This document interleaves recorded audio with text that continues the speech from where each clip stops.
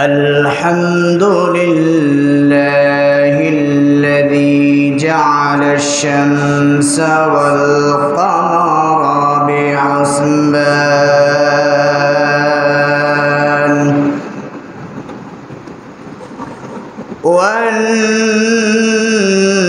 والنجم والشجر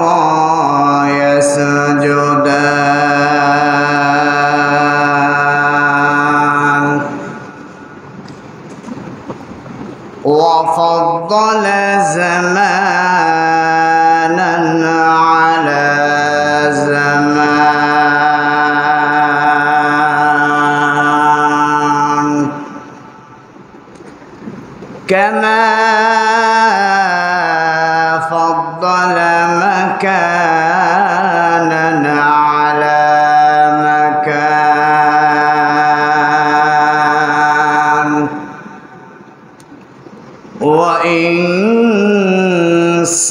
وإنسانا على إنسان ونشهد أن لا إله إلا الله وحده لا شريك له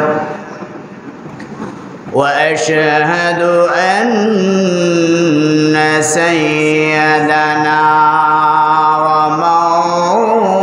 ومولانا محمد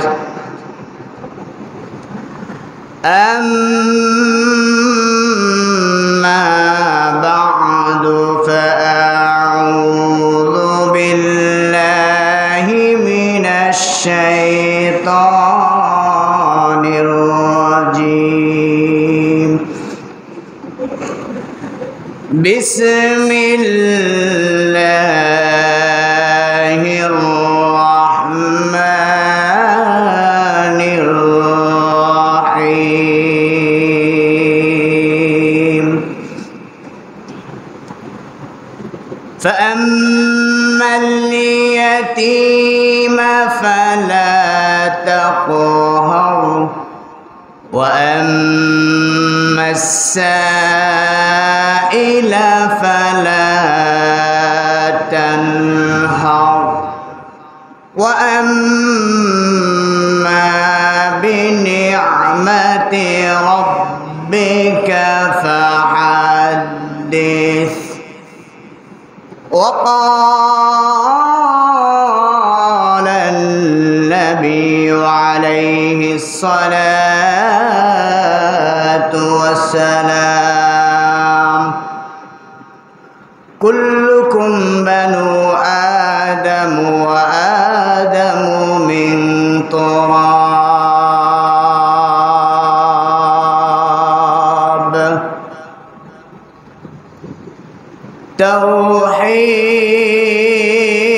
توحيدك أمانات सीनों में है हमारे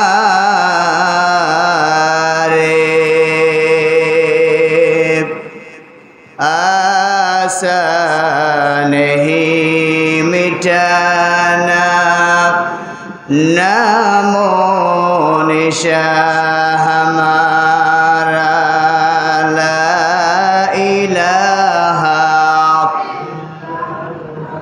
ज़बान खुले पड़े ला इलाहा ला इलाहा ला इलाहा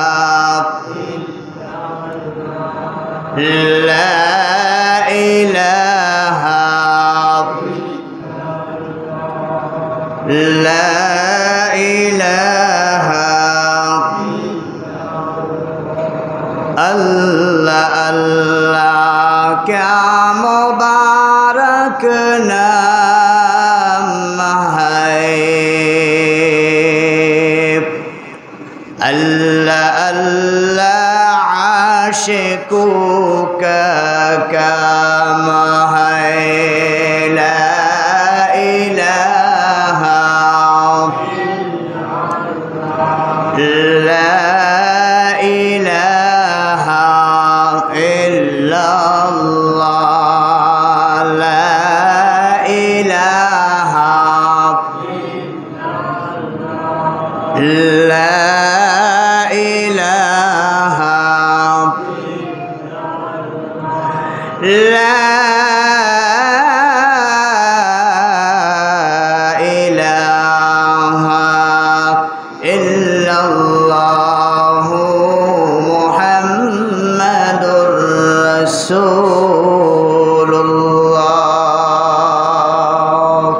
সাল্লাল্লাহু আলাইহি ওয়াসাল্লাম।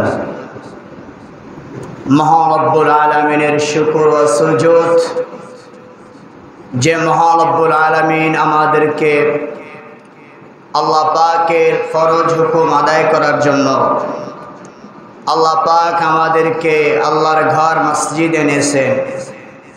এই জন্য আমরা খুশি না বেজার? তাহলে খুশি হয়ে থাকে বলি আলহামদুলিল্লাহ। আমরা হলাম সকলে মানুষ, আমরা সকলে মানুষ। আর আমাদের আদি পিতা হলেন হযরতে আদম আলাইহিস সালাতু ওয়াস সালাম। আমাদের আদি পিতার নাম কি? জোরে বলেন, হযরতে আদম আলাইহিস সালাতু ওয়াস সালাম। আল্লাহ রাব্বুল আলামিন পৃথিবীর ভিতরে মানব জাতির ভিতরে আল্লাহ পাক সর্বপ্রথম হযরতে আদম আলাইহিস সালাতু ওয়াস সালামকে সৃষ্টি করেছেন। আদম আলাইহিস সালাতু ওয়াস সালামকে আল্লাহ পাক মাটি থেকে তৈরি করেছেন। কোথা থেকে? মাটি থেকে আল্লাহ পাক তৈরি করেছেন। এরপরে আদম আলাইহিস সালাতু ওয়াস সালাম থেকে আল্লাহ পাক হাওয়া আলাইহিস সালাতু ওয়াস সালামকে আল্লাহ পাক তৈরি করেছেন। তাহলে সর্বপ্রথম পৃথিবীর ভিতরে যে পুরুষ আসিল তার নাম হলো হযরতে আদম আলাইহিস সালাতু ওয়াস সালাম। আর যেই নারী পৃথিবীর ভিতরে আদমের পরে এসেছেন তার নাম হলো হযরতে হাওয়া আলাইহিস সালাতু ওয়াস সালাম। আল্লাহ রাব্বুল আলামিন এই দুইজন মানুষকে আল্লাহ পাক আদম থেকে হাওয়াকে তৈরি করেছেন। এরপরে আল্লাহ রাব্বুল আলামিন পৃথিবীর ভিতরে মানব বিস্তার করার জন্য আল্লাহ পাক ওই ব্যক্তি থেকে আবার মানব তৈরি করেছেন, ঠিক কিনা? আল্লাহ পাক চাইলে আদমের মতো এই পৃথিবীর ভিতরে মানুষকে তৈরি করতে পারতেন, কিন্তু তাহলে মানুষের ভিতরে তেমন কোনো ভালোবাসা থাকতো না, মহব্বত থাকতো না। এই জন্য একজন মানুষ থেকে যখন আরেকজন মানুষ যখন শিশু আসে তখন মাতা পিতার একটা ভালোবাসা থাকে, ঠিক কিনা? আল্লাহ পাক সেই আদমের সিস্টেম না করে বরং আদম থেকে আল্লাহ পাক মানুষ তৈরির একটা কুদরতি সিস্টেম আল্লাহ পাক চালু করেছেন, যেটার দ্বারা আল্লাহ পাক সেই সিস্টেমের দ্বারা আজকে এই পৃথিবীর ভিতরে কোটি কোটি মানুষ আল্লাহ পাক আজকে এই পৃথিবীর ভিতরে পাঠাচ্ছেন, পাঠাবেন এবং কিয়ামত পর্যন্ত এভাবে আসতে থাকবে। সেই এক আদম থেকে আজকে এই পৃথিবীর ভিতরে এত মিলিয়ন মিলিয়ন মানুষ। আল্লাহ পাক হযরতে আদম আলাইহিস সালাতু ওয়াস সালাম কে আল্লাহ পাক মাটি থেকে তৈরি করেছেন, আর সেই আদম থেকে আবার আমাদেরকে তৈরি করেছেন। এই জন্য যদিও আমাদের সরাসরি মাটি থেকে তৈরি হয় নাই, কিন্তু আদমের বৈশিষ্ট্য আমাদের ভিতরে আছে। ঠিক তেমনিভাবে একজন মানুষ পৃথিবীর ভিতরে আসার ক্ষেত্রে তার বাবা মার দরকার আছে না নাই? জোরে বলেন, আছে না নাই? আছে। সেই মাতা পিতার দাম আছে না নাই? অবশ্যই আছে। এবং সেই মাতা পিতা থেকেই এই পৃথিবীর সর্বশ্রেষ্ঠ মানব, সর্বশ্রেষ্ঠ ব্যক্তি, মানবকুলের সর্দার জনাবে মুহাম্মদুর রাসূলুল্লাহ সাল্লাল্লাহু আলাইহি ওয়াসাল্লাম, তিনিও মাতা পিতার মাধ্যমে এই পৃথিবীর ভিতরে আগমন করেছেন, ঠিক কিনা? এই জন্য রাসূলুল্লাহ সাল্লাল্লাহু আলাইহি ওয়াসাল্লাম যেহেতু মাতা পিতার মাধ্যমে এসেছেন, এই জন্য আল্লাহ পাক এই মাতা পিতার একটা দাম আল্লাহ রাব্বুল আলামিন পৃথিবীর মানুষকে বুঝিয়েছেন, পৃথিবীর মানুষকে দেখিয়েছেন। সর্বশ্রেষ্ঠ মানব মুহাম্মদ, তিনিও মাতা পিতার গর্ভ থেকে এসেছেন, তিনিও মায়ের গর্ভ থেকে দুনিয়ার ভিতরে আগমন করেছেন। আল্লাহ পাক চাইলে মুহাম্মদকে মাতা পিতা ছাড়া পৃথিবীর ভিতরে পাঠাতে পারতেন কিনা? পারতেন? জোরে বলেন। অবশ্যই পারতেন না। সেই ক্ষমতা আছে কার? জোরে বলেন, সেই ক্ষমতা আছে কার? আল্লাহর। আল্লাহ চাইলে মাতা পিতাকে ছাড়াও মুহাম্মদকে পাঠাতে পারতেন, ঠিক কিনা? কিন্তু তারপরও কেন মাতা পিতার মাধ্যমে মুহাম্মদকে পৃথিবীর ভিতরে পাঠালেন? তাহলে বোঝা গেল মাতা পিতার অনেক দাম আছে, ঠিক কিনা? অনেক দাম আছে। মুহাম্মদুর রাসূলুল্লাহ সাল্লাল্লাহু আলাইহি ওয়াসাল্লামের মায়ের নাম ছিল আমেনা, আর তার পিতার নাম ছিল আব্দুল্লাহ। মুহাম্মাদের মায়ের নাম কি? জোরে বলেন, মুহাম্মাদের মায়ের নাম কি? আমেনা, এবং তার পিতার নাম আব্দুল্লাহ। মুহাম্মাদুর রাসূলুল্লাহ সাল্লাল্লাহু আলাইহি ওয়াসাল্লামের মা এবং পিতা আমেনা এবং আব্দুল্লাহ। আমেনার বাড়ি হলো মদিনায়, আর আব্দুল্লাহর বাড়ি হলো মক্কায়। সেই আমেনাকে বিবাহ করে মক্কার ভিতরে নিয়ে আসছেন আল্লাহ রাব্বুল আলামিন। কুদরতিভাবে সেই আব্দুল্লাহ থেকে মায়ের স্থানান্তরিত করেন, বলেন সুবহানাল্লাহ। আমেনা এবং আব্দুল্লাহ যখন আব্দুল্লাহর থেকে মায়ের গর্ভে যখন মুহাম্মাদুর রাসূলুল্লাহ সাল্লাল্লাহু আলাইহি ওয়াসাল্লাম স্তরিত হন, একদিন রাতের বেলা আমেনা স্বপ্নে দেখতেছে, আমেনাকে কে যেন ডাক দিয়া বলতেছে, ও আমেনা, তোমার গর্ভে এই পৃথিবীর সর্বশ্রেষ্ঠ মানব, সর্বশ্রেষ্ঠ ব্যক্তি, সর্বশ্রেষ্ঠ নবী তোমার গর্ভে এসেছে। এই সন্তান যখন ভূমিষ্ঠ হবে তার নাম রাখবে মুহাম্মদ, বলেন সুবহানাল্লাহ। তার নাম রাখবে মুহাম্মদ। মুহাম্মদ শব্দের অর্থ হলো প্রশংসিত। মুহাম্মদ শব্দের অর্থ কি? প্রশংসিত ব্যক্তি। আল্লাহ পাক এই মুহাম্মদ নামটা এত সুন্দর রেখেছেন, গোটা পৃথিবীর ভিতরে সবচাইতে জনপ্রিয় নাম হলো মুহাম্মদ, বলেন সুবহানাল্লাহ। হযরত আমিনার গর্ভে যখন মুহাম্মাদুর রাসূলুল্লাহ সাল্লাল্লাহু আলাইহি ওয়াসাল্লাম আসলেন, তখন তাদের বিবাহর বয়স ছিল 11 থেকে 12 মাস। জোরে বলেন, কয় মাস? কেউ কেউ বলেছেন 11 মাস, কেউ কেউ বলেছেন 12 মাস। 12 মাসের সময় যখন আমিনার ঘরে মুহাম্মদ যখন আসে, তখন আব্দুল্লাহ সেই আমিনার গর্ভে মুহাম্মদকে রেখে ব্যবসার উদ্দেশ্যে সিরিয়ায় চলে যান।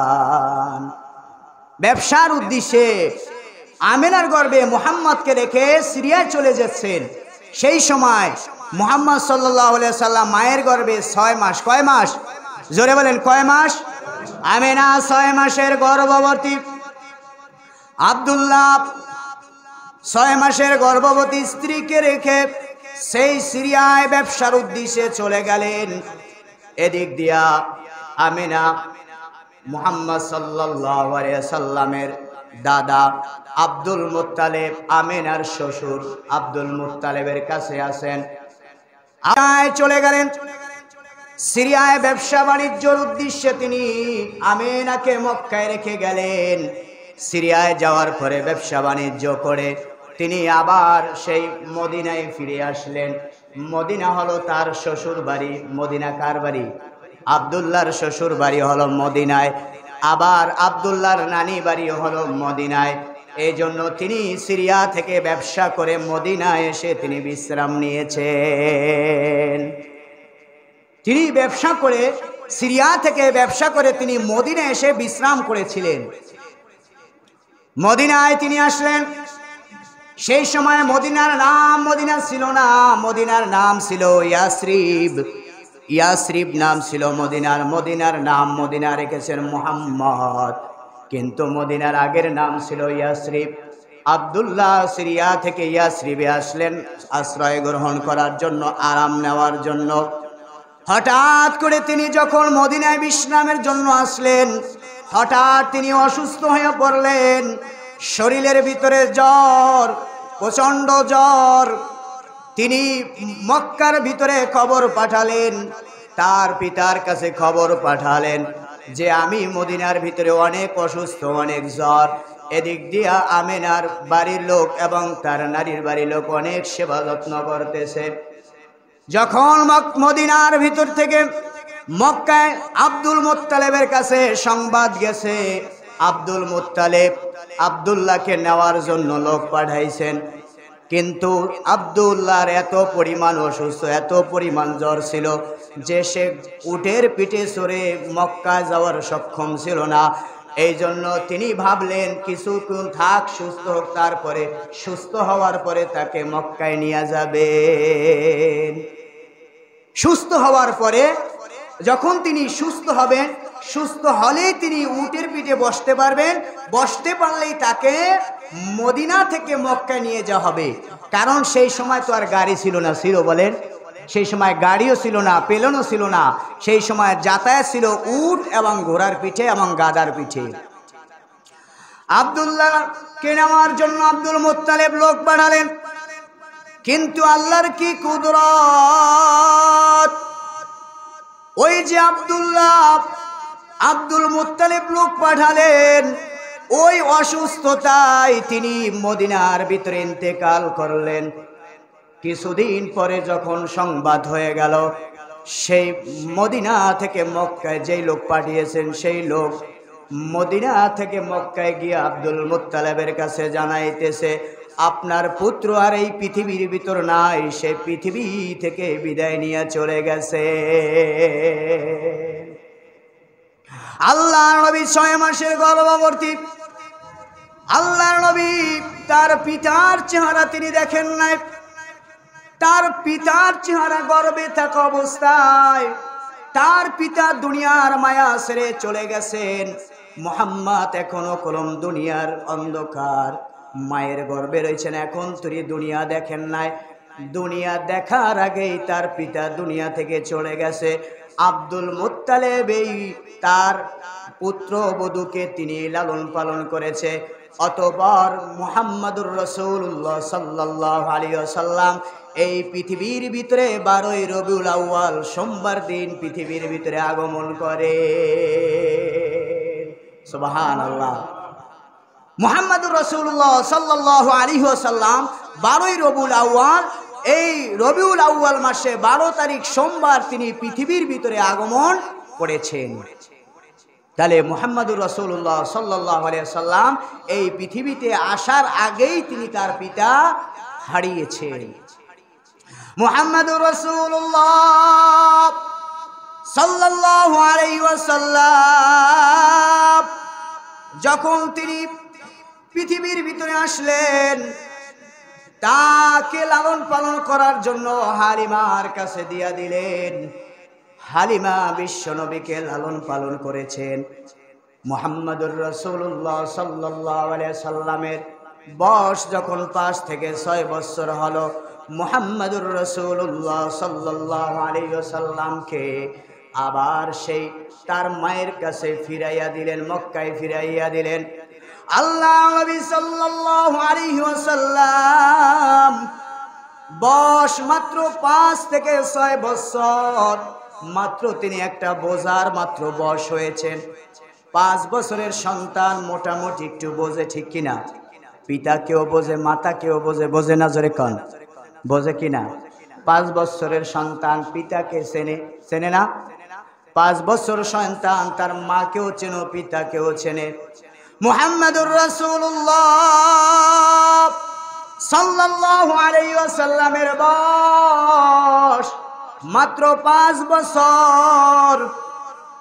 একদিন মুহাম্মাদুর রাসূলুল্লাহ সাল্লাল্লাহু আলাইহি ওয়াসাল্লাম এক মাঠের বসে রইছেন, দেখতেছেন ছোট্ট ছোট্ট শিশুরা মাঠের বসায় বৈশা খেলাধুলা করতেছে। এমন সময় যখন সন্ধ্যা ঘনিয়ে আসতেছে, তখন সন্তানের বাবারা এসে কিছু কিছু সন্তানকে ধুলা বালু মুছে চুমা দিয়া ঘরে নিয়ে যাইতেছে। মুহাম্মাদুর রাসূলুল্লাহ সাল্লাল্লাহু আলাইহি সাল্লাম ওই মাঠের এক কিনারে বসে রয়েছে।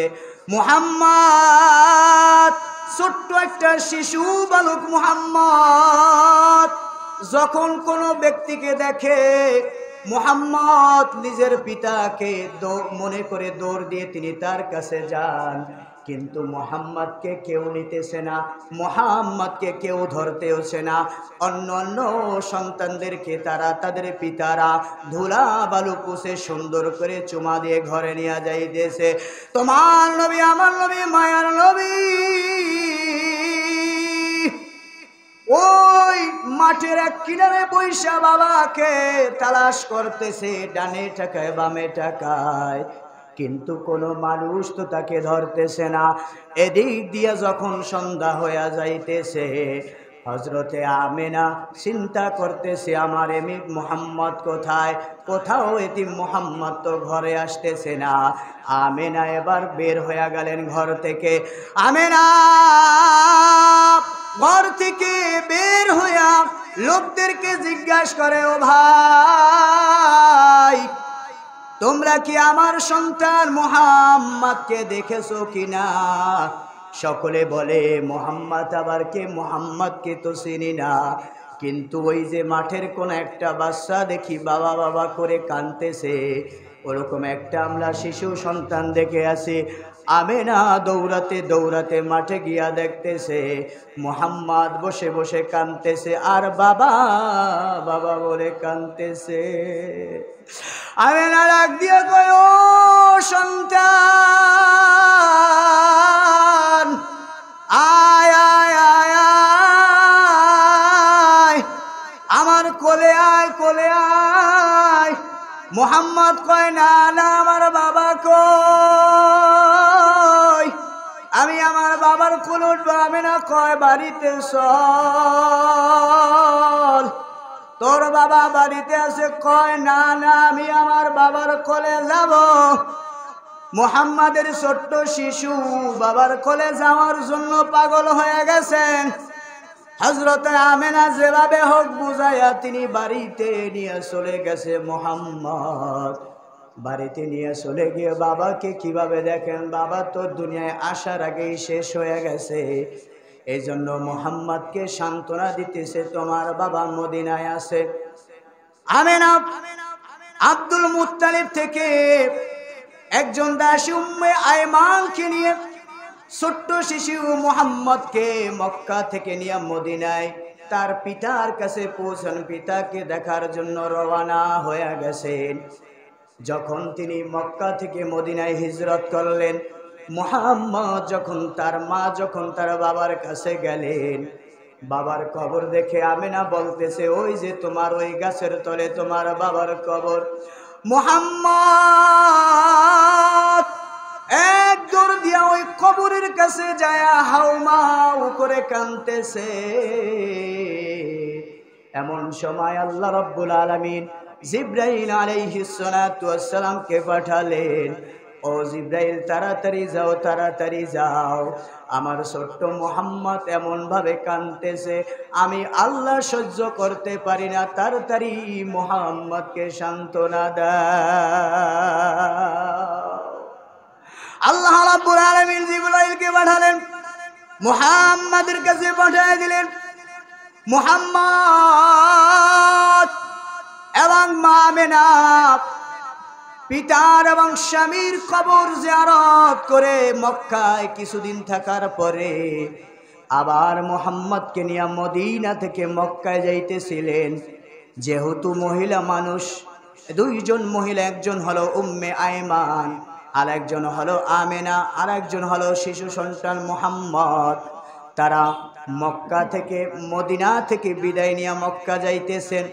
প্রতিমধ্যে যেহেতু অনেক দূরত্ব ছিল, আমেনা রাস্তার ভিতরে অসুস্থ হয়ে পড়লেন। যেহেতু মরুভূমি, কোথাও কোনো বাড়িঘর নাই, মানুষ মাত্র তিনজন। কয়জন? জোরে কন, জোরে বলেন, কয়জন? তিনজন। একজন ছোট্ট শিশু, বয়স মাত্র 5 থেকে 6 বছর। কয় বছর? 5 থেকে 6 বছর।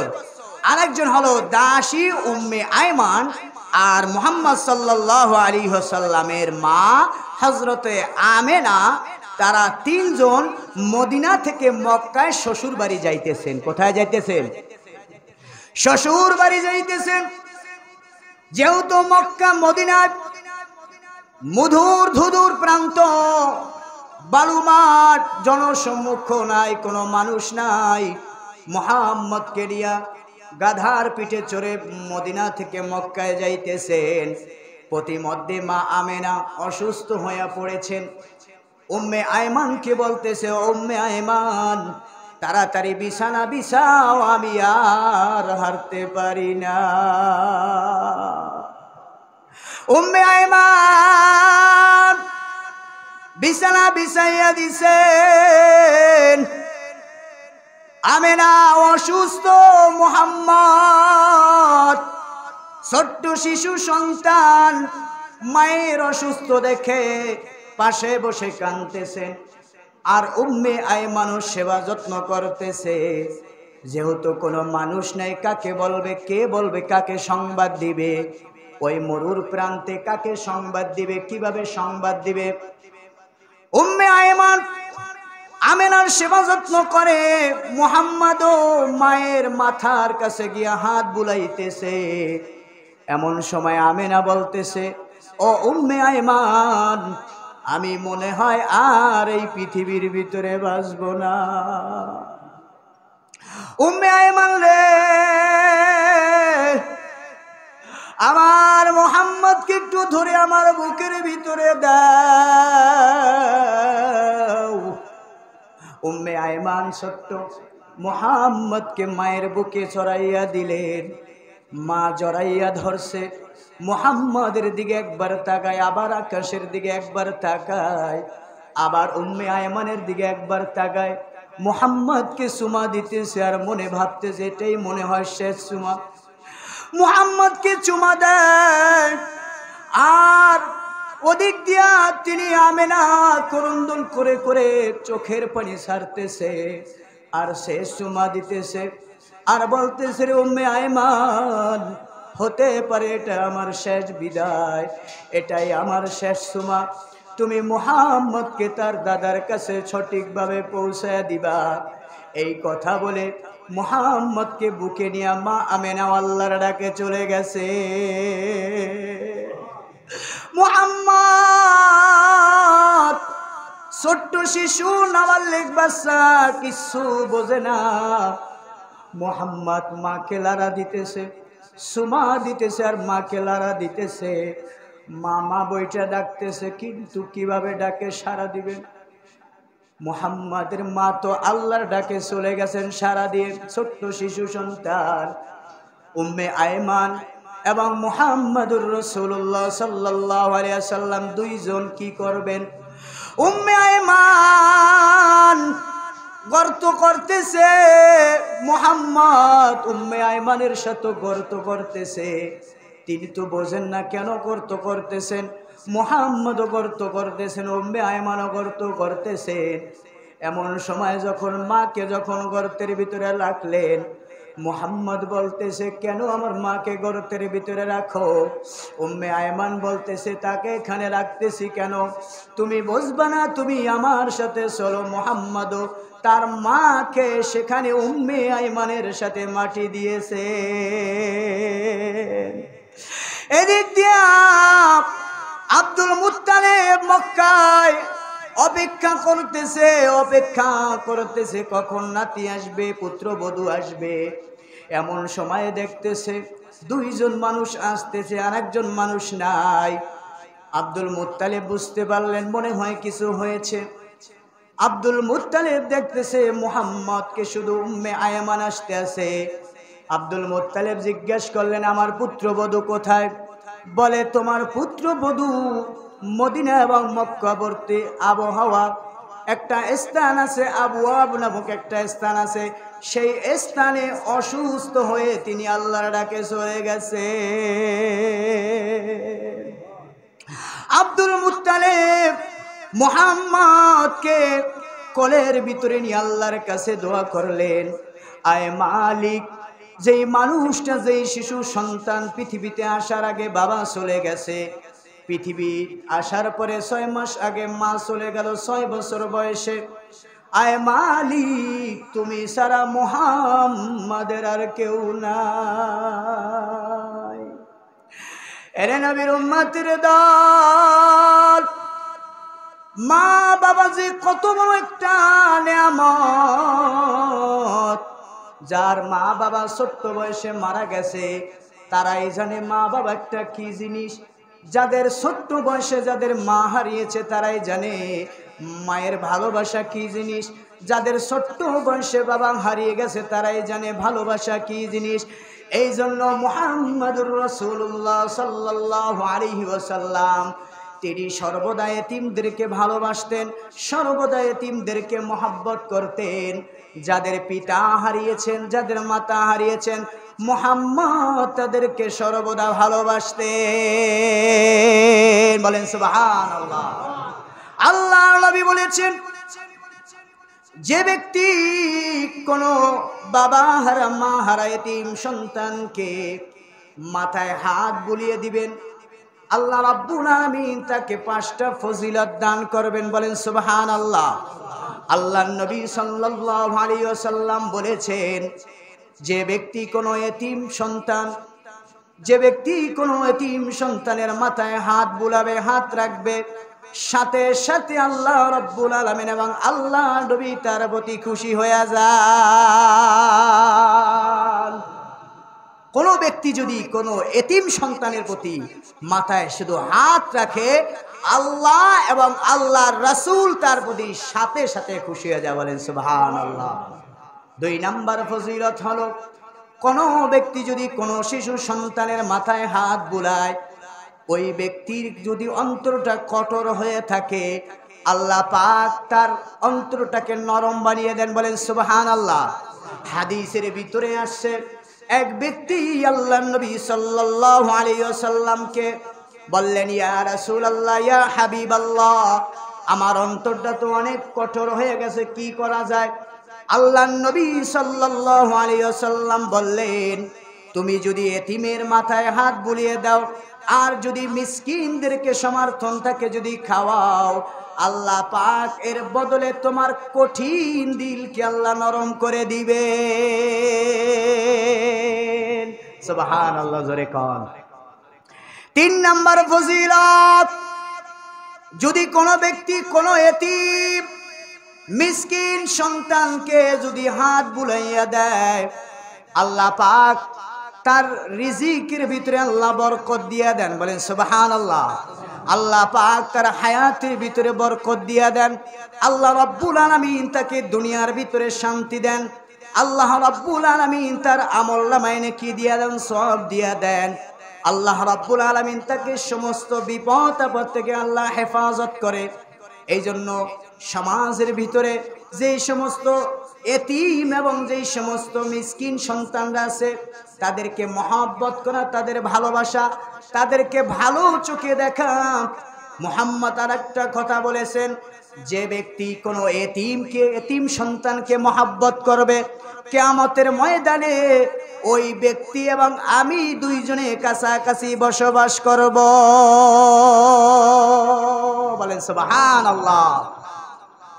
এই জন্য এতিমদেরকে ভালোবাসা, এতিম সন্তানদেরকে মহব্বত করা এবং তাদের কাছে টানা এবং তাদেরকে নিজের পরিবারের অন্তর্ভুক্ত করে তাদেরকে একসাথে বসে খাওয়ানো, এটা দ্বারা অনেক ফজিলত আছে।